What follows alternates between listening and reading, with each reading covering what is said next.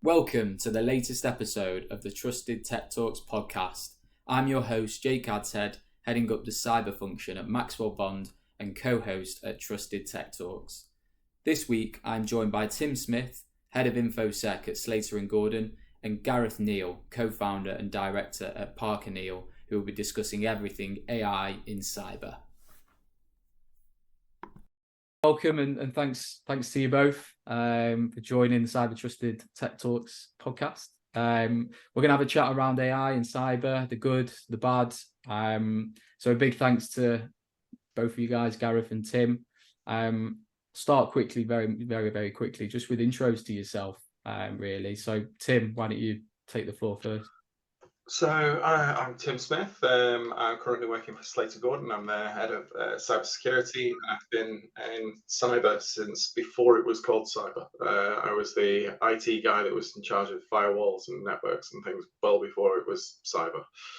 So I've got a lot of knowledge and really interested in AI and the applications of it. So this should be really interesting to talk about. Bro. How about you, Gareth?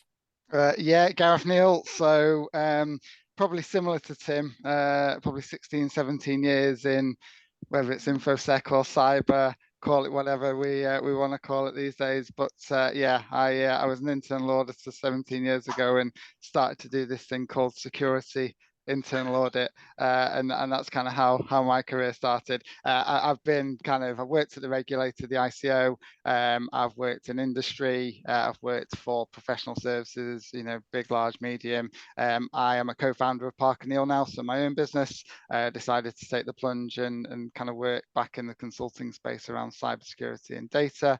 But I've also been a CISO for a global fund and investment management business. So we're an advisor, and I can talk a lot.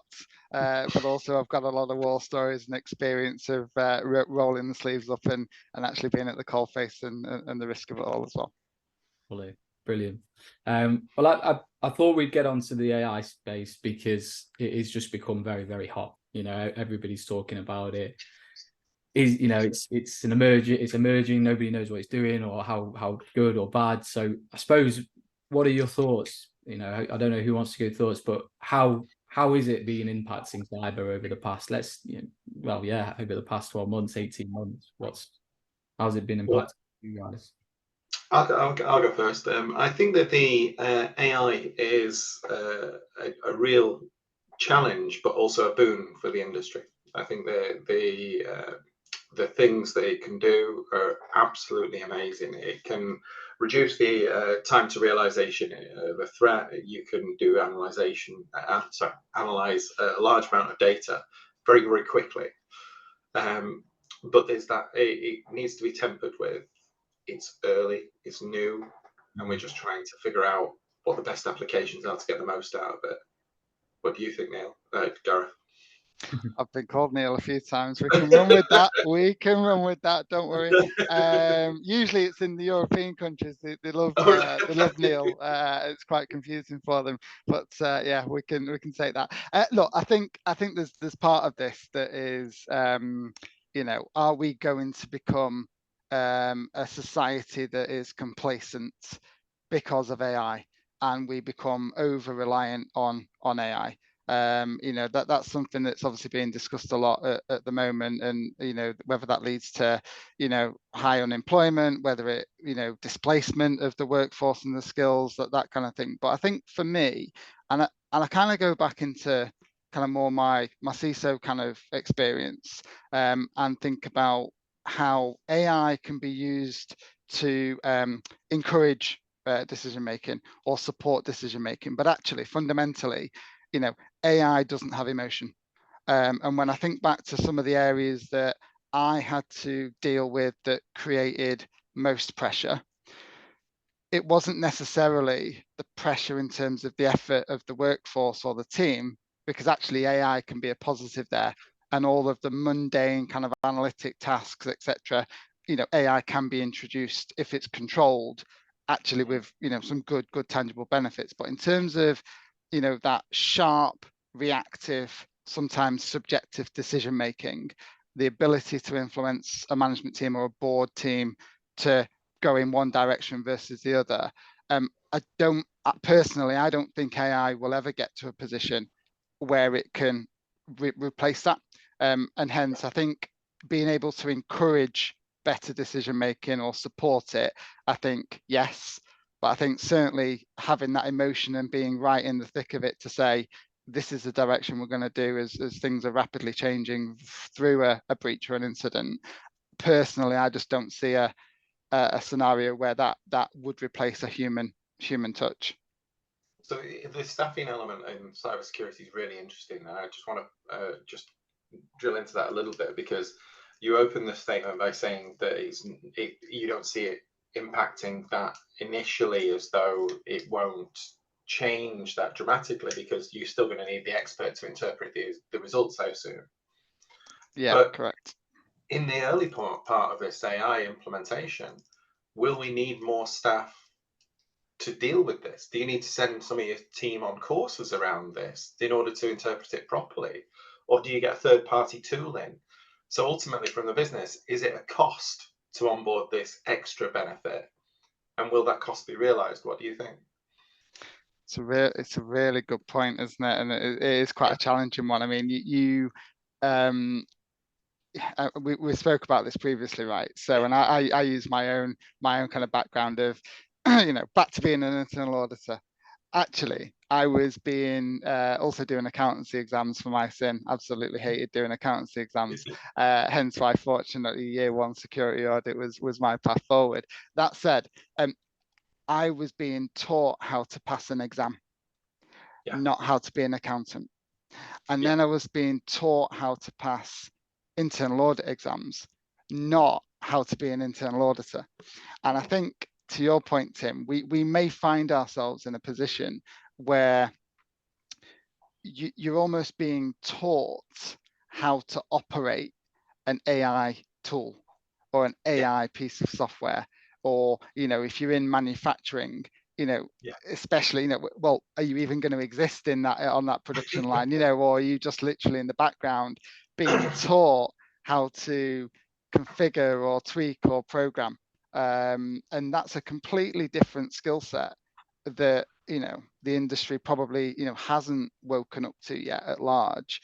And who knows what the answer is there. So is it we need a modern day security analyst, or a modern day security manager, or a modern day CISO, or whatever type of skill set you want to put on it? Or are we actually needing an individual that's trained how to deal with a security component, not necessarily to be a security professional? And I don't know. Who knows where that's going to go, right? Yeah, I don't think there's a right or a wrong answer, but it's definitely something to consider. I completely agree with you. The fact that as we onboard these tools, it's an enabler. It enables people to do more and more of the thing. And if you look in history at other enablers in the world, you've got computers that allow people to crunch massive data and allow people to deal with spreadsheets in ways that they just simply really struggle to do on paper. And that meant that the skills were not just in writing it down, but they were in crunching the numbers. And then as soon as the computer comes along, you just need to put the numbers in and it's able to work it all out. So you lose a lot of that underlying skill of why it's done that way.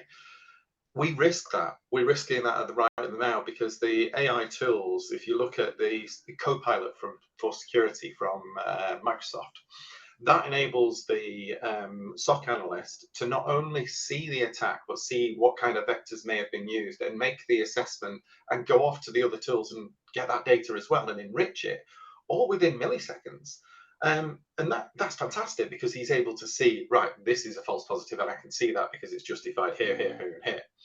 That's great. You've got your time to closure for that single alert really, really low down. But that individual didn't do any work to do that. They just validated it. Mm-hmm. And you run the risk of the people doing the do not able to go any further. So when they do get something that the AI can't actually combat, they've got nowhere to go. They've got no next steps. And you end up having to have something in place to catch that. You need to make sure that you've got an experienced member of staff that's dealt with it, that's on your team as well. So you may save money for having people that are less skilled, but they're skilled in that one task. But you'd also need to make sure that you've got provision for that eventuality where that tool won't work for whatever reason. You know, we all see downtime. Yeah. We see downtime from all of the tools. What happens when that tool goes down? But Tim, also you raise a good point there, but I'm probably just going to further kind of ask a question. There's one thing in terms of the tool or tools going down, or you know, being able to spin a benefit that says we will remove human fatigue because Yeah. AI is always there 24/7. Well, actually, yeah. What if it does go down? So you know, that is a, you know, benefit, but also drawback. But also, and going back to the training of what we're expecting, you know, the workforce to potentially do in the future, what Yeah. if the tooling itself is compromised? So, you know, there's the buzzword at the minute, you know, data poisoning. You know, you got to love some of these phrases that are coming out at the minute, right? And I couldn't not be on this podcast and not say data poisoning. Wow, you know. Yeah, you're right. But in that sense, are we looking at, as part of that skill set and as part of the training, there's one thing compromising an organization, but there's also compromising tooling that's designed to potentially defend us, you know, as a business, and do some reverse engineer before we even see an attack launched. So I mean, Tim, I don't know if you know, I use the word data poisoning, but whether you've got a sense on that, or what you're seeing at the minute. No, I know an awful lot about that. So you're talking about poisoning the model, and that's been done a number of times. The very, very public one is ChatGPT was poisoned by Russia to show that Ukraine was negative, and questions about Ukraine came back negative because they'd really put a lot of work into poisoning that thing, and ChatGPT dealt with it very well. But yeah, that's a real problem. And how do you validate that? Because it's too new. It's too brand new. Unless you've got a data scientist that's qualified or worked with large language models for a long period of time, which a lot of these technologies are large language models. If they're dealing with that regularly, then you've got an okay method of validating. They can teach you, they can show you how to check for poisoning, and they can show you how to monitor that, which is really hard when it's a closed book. So security, CoPilot security is going to be a closed book. You're not going to be able to check that. So you're on, you've got to push all of that responsibility onto Microsoft to assure you that their tool that they're giving you is as secure as possible. So that means just making sure that you've got a good contract with Microsoft. And as we all know, you get one contract with Microsoft and you either like it or you don't. There's no real negotiation with that. So there's a lot of companies, especially small companies, that are just going to have to like it or lump it. You know, it's like, you take this risk or you don't. We're not bothered, and they won't be bothered. There's enough other people that will be interested for them to just drop it there. But I think that it comes back to, it's new. You need to make sure that you've got some kind of protection, either in the contract or in your environment where you can do it. But yeah, it's a real risk. Yeah, and there's other problems as well as with the poisoning, because in a lot of cases, some of the models are still learning, and if they're still learning, ChatGPT is a great, very public example about it still learning. If I was to ask it a question about my house and my 4 windows at my house, how much would it cost to reinstall my 4 windows, and how would it go about it? I've given information away in that question. I've told it, 1, my house has windows, it has 4 of them. A second person could come along and ask, how many windows has Tim Smith got? And the large language model might tell them he's got 4 because it learns it from me. So I'm a valid source, I'm trusted, and I'm accurate. And I've told it I've got 4 windows. So what else will people tell the model in their question? So yeah, that's the real challenge. You've got to make sure that your large language model or the AI that you're using is not learning from your input. If it is, you've got a problem. If it's not, fine. I was just going to say, obviously, you've touched on the human element, you know, the data poisoning. What is there any other challenges that you're sort of seeing from the implementations of AI and how it impacts, and what do you thought? Any other thoughts? Shall I go first on that, Tim? Yeah, you go, Gareth. I suppose I see two parts to this in the initial stage. You've got an organization at large where the workforce, especially when you look at kind of the next generations coming through in the workforces that are using this as their default kind of source, and it's how do we manage that? And so you have the balance of someone that goes, well, I'm just going to do this because it's going to help with a task, or I'm going to do this because it's going to make my boss look good, or I'm on the back foot because something that might take me 2 hours, I've just been asked 5 minutes ago to get it done in 10 minutes, and is it because they know we can use AI? I don't, maybe, and that's why the pressure's become too much or a bit more, and so they go off and do it, or they use it, but there's not actually kind of the governance or the messaging from that organization that says it's allowed, or even if it is loosely allowed, what are the guardrails to success in doing that? So my point being is that people within organizations say, well, actually, we're going to use it for good, and it's completely not malicious. They are using it for performance related tasks. But what are they actually feeding it? Have they inadvertently given, commercially sensitive information? Intellectual property, massive. Customer data, to be fair, possibly. Can you reorganize this, customer Excel sheet with X, Y, and Z and produce a graph and put it in a report? That's happening. And so I think there's that side of it that is dangerous if organizations don't, again, go back to the, potentially mundane and boring stuff, but equally important, good policy governance and reporting, it all comes back to that. And then on the flip side, it's then when you go to more of the technical teams and the cyber teams and the security teams, whether there's additional guardrails that have been put up around that, because in my kind of CISO experience, and we were talking about the use of AI more so going forwards, and the business was like, no, we don't understand it, we don't get it, we've got no appetite for it, and that was quite a sharp kind of response. But actually, a couple of years on, if we ask the same message, it might be more open and might be more flexible. So there's a number of different kind of sides to this as to how the benefits and drawbacks, but ultimately good governance, guardrails, and control is what it comes down to.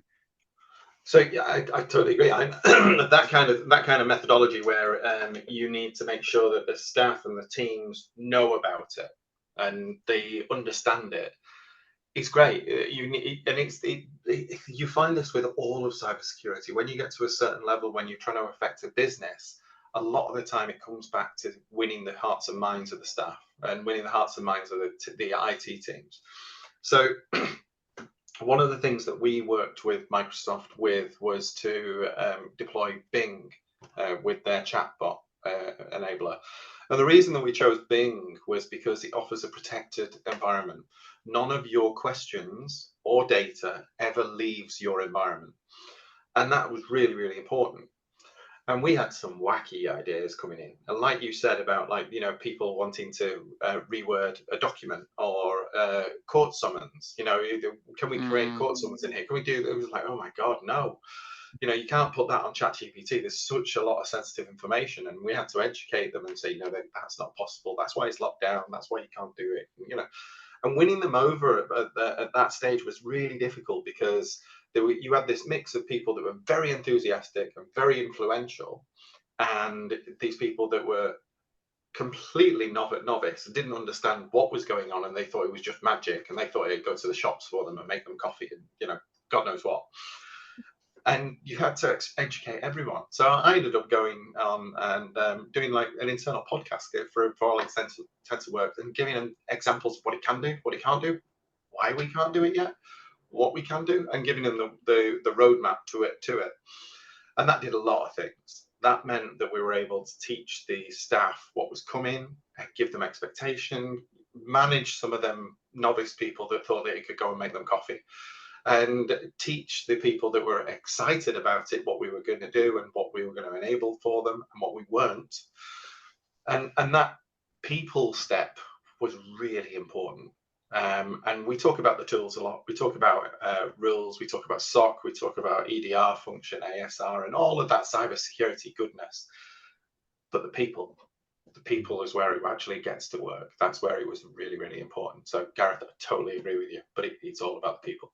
Yeah. I mean, as you say, obviously emphasis on the people as well there, Tim, and just the one thing that always kind of sticks in my mind, and it's is to not go too doom and gloom, but kind of the reality, and it's kind of just stepping a bit out of the workforce for a minute. And it's things like when, I speak to my parents, for example, and they've seen a news article or they've seen a bulletin, whatever it may be, and then you start to think about when someone picks up the phone to them and they're having a conversation with them, and they're getting a bit older now, right?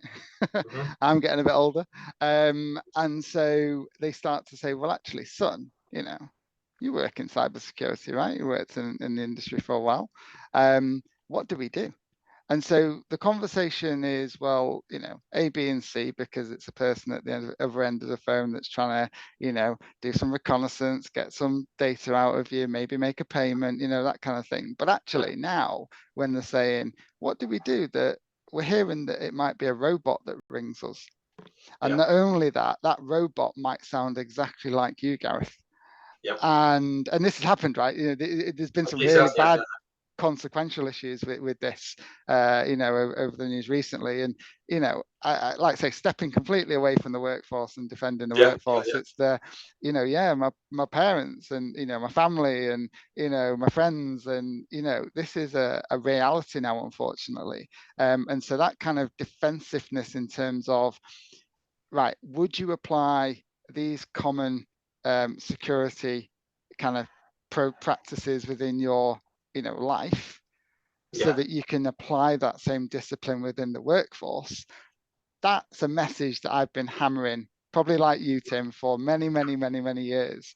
Actually, I think that's changing because, it's not so, common sense and practical, in our day-to-day lives. And so people have got to go through that evolution, I think, to then even be more advanced in the workplace. Tim, I don't know if you got another view on that. I tend to disagree a little bit in the fact that call from that person asking you to make the payment, in every situation I've ever been in, I can hang up and I can ring the company. And that's the solution. You hang up, you go to a known place where the website is listed, the phone numbers are listed, and you ring that number. You do not ring the number they told you to. You do not ring the number on that letter that you don't know if it's from them or not. You go to the place where if it's the Barclays Bank, go to barclays.co.uk. Go to the registered place, find the phone number, ring them up and say, did you ring me? If they say, no, we didn't, great, golden. You've just dodged a bullet. If they said they did, they'll help you there and then, and you're on to the right person and it's the right person. So you starting the interaction from a known point will always fix it. And that's the same for business. That's the policy that we have at work, because if you're onto a client and the client is all of a sudden starting to talk about money when it's not relevant yet, because we've not got to a conclusion, or we're not buying the house yet, we're not got deposits and stuff like that. So if they start doing that, it's like, right, can I just put you on hold for a minute? And then we go back and we go through the ID checks, and we go and we contact them again on a known valid number that we know that we've contacted them before. And in some cases, we've found that has uncovered fraud. We found that process has uncovered fraud. And it's normally a family member or it's someone close to them that knew that it was going on. And, we've been able to get to the bottom of it. And that's safeguarded us at work as well. So I think, unfortunately, there is a culture problem not a problem, it's just a culture difference with the younger generation. They don't like phones. They just would prefer to send a message. And it's very true. And I totally get it, who wants to talk to someone when you can just send a message and get on with your day kind of thing. I totally get it. I understand that. But that culture does leave itself open to abuse. because they might need to talk to them to validate that person is that caller, kind of thing. And I think that's something that could be abused in the future, because the messages, they can be wrote by AI, and that culture can be taken advantage of because the user won't want to pick up the phone. What's positives, good? I feel like everything's been doom and gloom. Well, I do think it's fantastic at the moment. There's a load of really cool stuff. I mean, the automation that AI allows you to do, it allows you to search through vast amounts of data in very, very short order. And you'll get, in the next few years, in the next like probably 4 or 5 years, you'll get SOCs that are able to deal with enormous syslogs. Before, we used to spend a lot of time trying to reduce the syslog so that it's manageable, both from a financial point of view and from a user management point of view. That'll all go out the window in the next few years. And what will happen is you won't need to manage it, because people will allow you to send more data, because it'll train their model better. That makes their product better, so it'll be cheaper. We've already seen this from Microsoft. If you use the Microsoft Sentinel product, you pay for the logs, and it's quite an expensive log cost. But if you get Defender for Cloud, you get 512 megabytes free in your log space for every server that you onboard for Defender for Cloud. That actually comes back as a discount for you. You end up making less spend on your Microsoft bill through actually having Defender for Cloud, and it encourages you to put all of the logs in the log stream. And that's so that Security CoPilot can ingest them logs, and it can become a better product. So you're essentially feeding the beast, kind of thing. And so that'll be a big help. But also, it's an enabler, because it doesn't just teach the big companies how to do it. It teaches me and you. I'm sure, Gareth, you've used it to learn some code recently, or learn to do some assessment kind of thing. Yeah, no, definitely. I think this is something I've been harping on about for years, and it's not just me. Many people obviously out there do, but there's always been a complexity of understand your data, right? Yeah. How many times have we heard this, right? And it was something that I started off my kind of last CISO kind of gig. I was there for 4.5 years, and it was right. Let's crack on. Let's protect the perimeter. Let's get stuck in. Yeah. Let's start showing some tangible benefit, so we can drive influence, and we can get some budget, and we can start doing some tactical stuff, right? And we knew at that point that we didn't really know where the data was, in its entirety. And when I'm saying data, I'm talking about unstructured data. The stuff that's really risky. That really you don't know really what's there in reality. And one of the hindering points for us at this point, going back probably 4 years ago now, was in order to use technology that would assist in the identification of the data, and the time it took to develop code for APIs and connectors to go off and search and analyze and pull back results, very expensive, very time consuming, quite a specialist kind of environment, and that puts businesses off, right? When you start to kind of measure it up, and that's something that kind of put us off for a while. But actually, when you start to look at AI and its capability and its ability to actually write code in seconds, minutes, that might have taken a day, a week, a month, and start to then bed that in, obviously kind of a cloud first model obviously always helps in this kind of scenario. Actually, we can now start to rapidly identify unstructured data, which now we start to understand it more. Not only can we up our game in terms of protectionism and what we're actually defending and why, you can then start to think, well, actually, we can start being a bit cute with this now. And obviously, we won't go into a tangent on data and data strategy and and monetization, as much as I hate that word. But that's the reality. So Jake, to your point, yes, there is a bit of doom and gloom, and there is a bit of some drawbacks, because it is an untested kind of space, and continues to be. But actually, there is so much positivity if it's used correctly and in the right space, and we're actively seeing that now. Yeah, I think so. And just on that point about it being able to educate the user about data, we're finding that our developers are using CoPilot, and so they'll write 800 lines of code, and there'll be a problem. But CoPilot will go through that, and it'll say, not only have I found the problem, but I can also make that in 600 lines of code, and I can do this, this, this, and this. And have you thought about plugging it into this? You're like, oh, right, okay. So then it's still in its infancy. It's naive to think that it can do this for everybody. You need to know what it's doing, because some of the things it suggests are just not what you're trying to do, kind of thing. It doesn't know. It just knows that that's the art of the possible. So you still need a qualified developer to go through it, definitely, by a long way. But it does mean that it's a real help to that developer. It really does help them go through stuff. And I've been using it with a lot of the PowerShell tasks that my team use, and we're able to go through and get some really cool stuff. We have found some problem with some of the large language models in the way that it actually creates, if it doesn't have a PowerShell command to do the thing it wants, it makes one up, which is less than useful. So you run it and you find, no, that command isn't a command. But it does teach the team that are using it, right, okay, it really makes them second guess it and understand it before they run it, because it might be a false statement in there, kind of thing.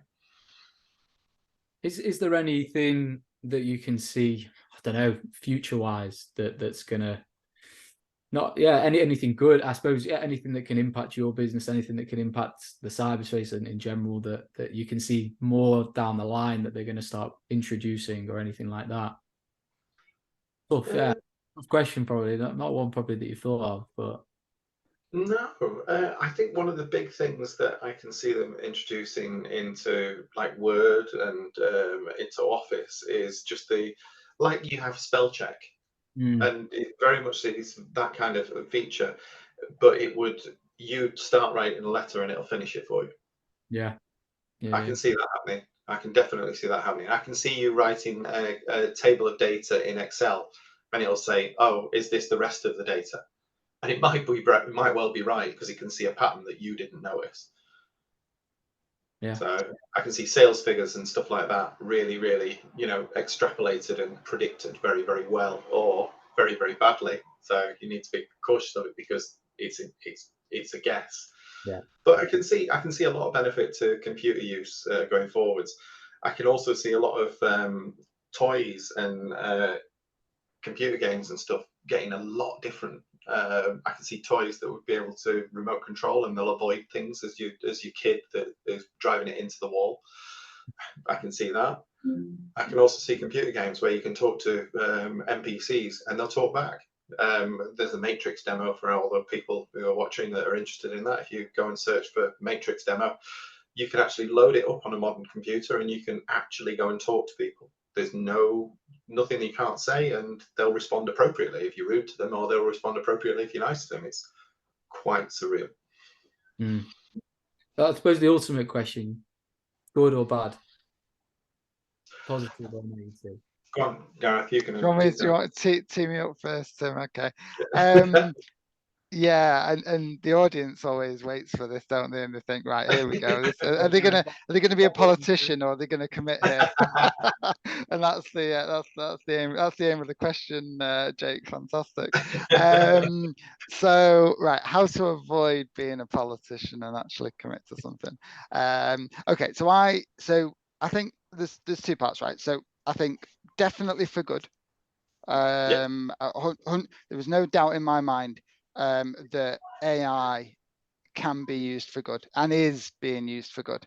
And it just goes back to if it's got the right human expertise, if we set out our stall where we've got that continuous monitoring, but it's done in a collaborative manner across industry, that's also going to require some government input, I would suggest, on mass.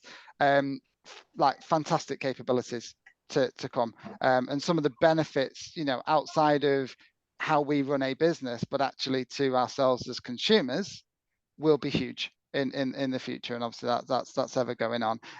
But of course, there is also I wouldn't say negative or bad per se. I think this is here to stay. There's no getting away from this now. It's happened. It's happening. And so rather than looking at it in terms of bad, I think it's just from a societal perspective, having the right awareness of the reality and how society can adapt with AI in the right responsible way. And if we can do that, then I think, there's no reason why it can't be seen predominantly as a good outcome. And by that response, I think I've even surprised myself, because I was very much it's negative, it's bad. So, but at least I've given one side of the coin. Tim, go on, mate. No, I think you're right. I think it is a good thing. I really do. I think that a lot of people want it to be portrayed in a negative way, and they may have motivations for doing that. And I think it's a tool. At the end of the day, it's a tool. In the same way that computers are a tool. You can see malicious people using computers. Does that mean computers are bad? No, not necessarily. AI is a tool, and it's an enabler. It enables everybody who uses it. There are going to be people using it for negative means. There are going to be people using it to try and dupe people and try and overcome some technologies that protect us. But in the same way, the people protecting it, like me and Gareth, are already using it, and we're already using it for good as well. And it's that arms race. Both sides are using all of the tools they can to further their own means. This is just a tool. But it's a great tool, and it's a wonderful technology you've got to remember, this has been used in science for years and years and years. So, this isn't something that's not tested to any degree. It's not tested in the use cases we're using it now. Yeah. Just got to have the right controls, hasn't it? Realistically, is what you're saying. The right controls, the right people. Make sure it's used right. But it is, like I said, it's here to stay. Keep evolving, and being used more, but for the good. Are there any tools that you're sort of seeing, any using, or anything like that, or anything that any good for the listeners to look at and look into? I'll give that to Tim on the basis that I refuse to sell in these circumstances, and as a professional services provider, I think that would be unfair. Yeah. In this, so Tim, given you're in a practitioner role at the minute, I'll leave that one for you. Good. So I think if anybody wants to go away and look at large language models as a test, as to try and figure them out, then I'd use a tool called GPT-4all. That's an open source tool. It allows you to download large language models that are used for commercial and non-commercial. There are some GPU-based ones, some CPU-based ones, so you can be able to try it on any kind of device. You just need to find the right model for your device, kind of thing. That does involve a bit of Googling. It's not there for you. You'll have to read it and then Google and understand it. It's not straightforward. It's not accessible. So you need to be willing to, really dig into it. But GPT-4all is great. If you don't want to go down that route of actually understanding it all, and you just want to use it, then I would recommend AWS or Microsoft, and approach your Microsoft rep and approach your AWS rep. They'll help you, because your use case may not be the standard one, and they'll need to understand what you're trying to achieve. It's not a one size fits all. There is so many different ones. Cheers, Tim. Appreciate it. And that we'll sign off. I think we've touched on everything that we wanted to. I think I appreciate both of you guys for today, and obviously the info and the insight and everything like that. It's been really good. So thanks for joining me. I'm sure we'll have a few more coming up in the future as well, which I'll probably invite you both to as well again. Big thanks from myself and Gareth. Brilliant. Thank you. Massive thanks for listening to this episode of the Cyber Trusted Tech Talks podcast with me, Jake Adshead, and my guest speakers, Tim Smith and Gareth Neal. If you have any follow-up questions, please get in touch via email or LinkedIn. Don't forget you can subscribe to our Spotify, YouTube and LinkedIn channels to make sure you don't miss any future events, webinars, podcasts or panel talks in the future.